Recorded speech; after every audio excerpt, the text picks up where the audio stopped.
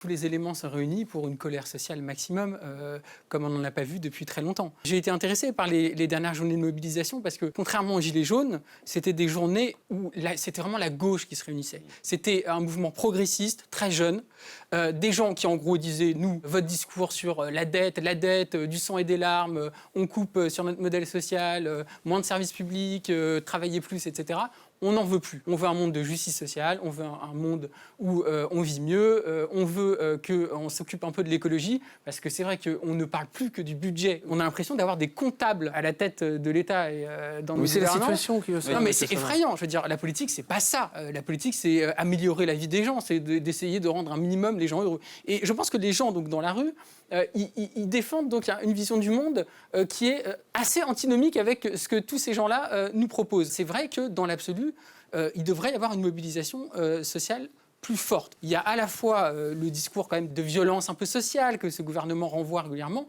et puis il y a une violence qui est aussi dans la manière autoritaire dont le pays a été gouverné. Je veux dire, vous avez très bien dit d'ailleurs qu'on a découvert avec Emmanuel Macron les subtilités de la Ve République, les 49.3, etc., pour gouverner de manière autoritaire. Et je pense que, pareil, pour les dernières élections législatives, les gens ont vu ça comme un déni de démocratie, ce qui s'est passé après. Donc il y a aussi, je pense, un ras-le-bol par rapport à la gouvernance autoritaire dans notre pays depuis des années.